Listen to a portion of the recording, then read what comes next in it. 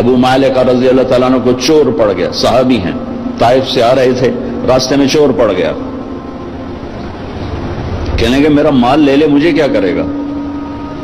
کہا نہیں، تجھے بھی قتل کروں گا، ورنہ تو جا کے عمر کو میری شکایت لگائے گا، میں پکڑا جاؤں گا۔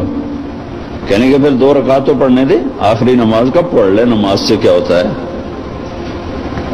نماز سے کیا ہوتا ہے؟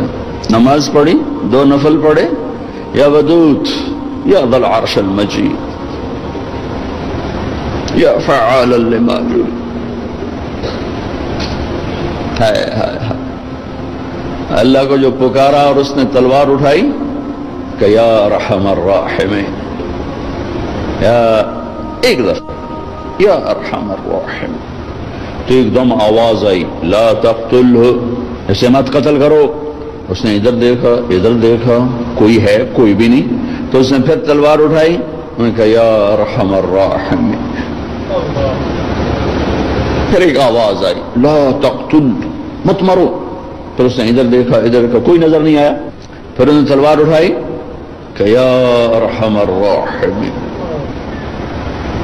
تو ایک دم ایک سوار ظاہر ہوا گھوڑے پر، اس کے ہاتھ میں نیزہ تھا، تو اس نے آتے ہی سیدھا اس کے سینے کے پار کیا، وہ چور گر اور اس کے جسم کو آگ لگی، راکھ بن گئی۔ ابو مالک رضی اللہ تعالیٰ عنہ فرمانے لگے میرے بھائی کون ہو؟ اللہ نے میری مدد کی تیرے ذریعے سے۔ یہ نہیں کہا کہ تو نے میری مدد کی، کہا اللہ نے میری مدد کی تیرے ذریعے سے۔ تو انہوں نے فرمایا ارے میرے دوست، جب تو نے اللہ کو پکارا فَكَانَتْ لِأَبْوَابِ السَّمَاءِ قَعْقَعَ، جب تو نے کہا یا ودود یا ذا العرش المجید، جب تو نے یا ارحم الراحمین کہا تو 7 آسمان کے دروازے لرز اٹھے، کانپ اٹھے۔ جب تم نے دوبارہ پکارا تو آسمان کے فرشتوں میں چیخ و پکار مچ گئی۔ جب تم نے تیسری دفعہ پکارا تو میرے اللہ نے کہا کون ہے میرے بندے کی مدد کے لیے تیار؟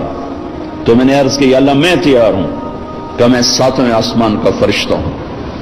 جب اس نے پہلی دفعہ تم پہ تلوار اٹھائی تو میں نے 7ویں آسمان سے پکارا لا تقتل، مت مارنا۔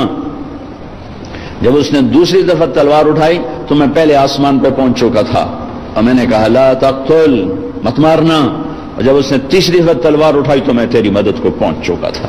اور جو بھی اللہ کو ایسے پکارے گا اللہ اس کی مدد کو آئے گا۔